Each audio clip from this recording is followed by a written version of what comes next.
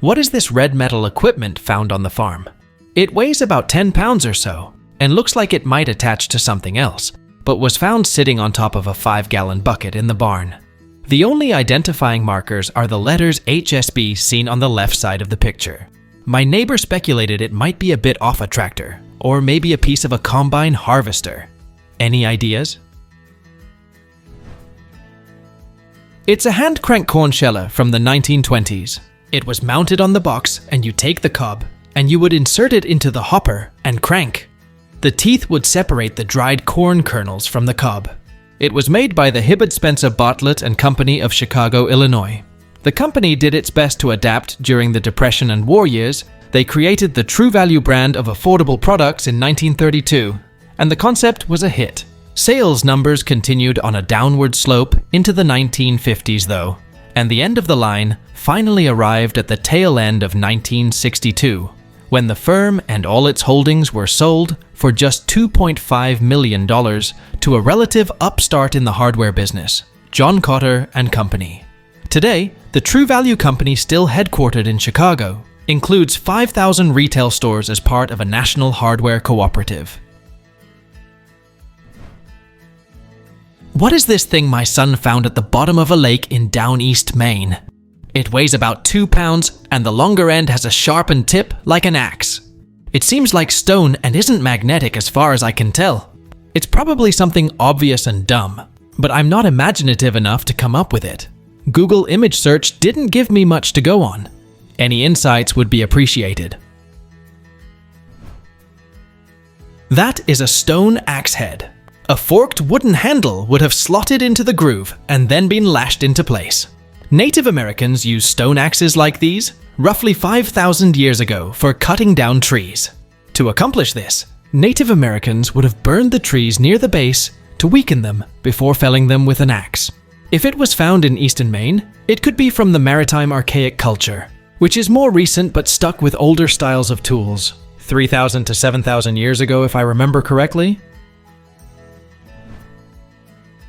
What is this side table I found in Georgia from a house built in 1904? I was on vacation with my family, and this side table was in the bedroom I was staying in. The house is located in Fitzgerald, Georgia.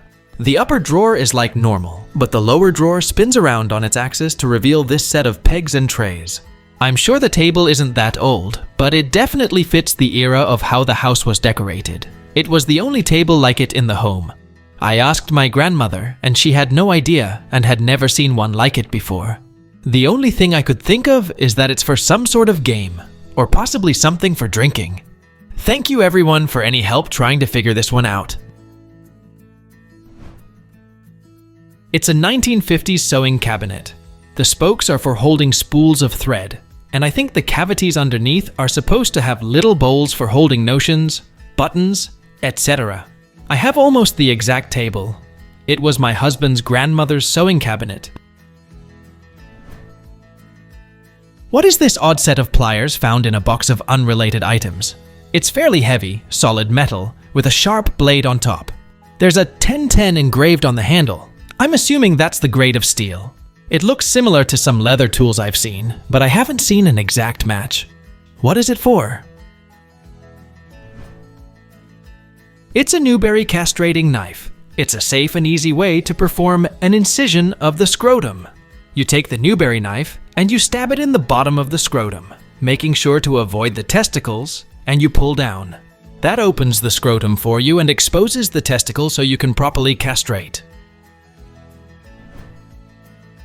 What are these two foldable wooden pieces attached together with metal swinging hammers hanging on each? There are numbers on one board with a metal piece that could be placed on each. I also see some marks on the wooden boards from the hammers swinging, so I'm guessing the idea is to let the hammers swing at the same time, but not sure why. I have done Google visual search, but mainly it returned metronomes or similar wooden pieces, but nothing even close. On both boards, there are these identical metal holders with screws, which I guess are there so that they can be attached to a table. I am really puzzled by this thing. Any ideas? It's a percussion apparatus. From memory of physics class back in the mid-80s, when the teacher used something similar, it was to demonstrate the physics of vectors. You place a hard ball at the corner and release the two hammers simultaneously. The angle the ball moves away will depend upon the amount of force applied by each hammer. What is this wood pot with a metal interior and lid with holes? I picked this up at a garage sale because of its interesting appearance, but I have no idea what its purpose could be. It is about the size of an average crock pot. It seems insulated enough to keep food warm, but the top has holes that would easily let heat escape. The metal interior is not removable, and the top is also wooden with a metal lining that is detached. I looked online and haven't been able to find something that matches the appearance. I think it is more of a decor or food preparation item. Does anyone know the use of this item? It's a 19th century Japanese Polonia wood hibachi, or charcoal brazier. It's a traditional Japanese heating device designed to hold burning charcoal. It is filled with incombustible ash, and charcoal sits in the center of the ash. What is this thing found in a restaurant in Michigan's Upper Peninsula, famous for displaying hunting and fishing knickknacks and taxidermies? The object is clearly 3 large basketball-sized painted bronze orbs in a sorta chandelier formation.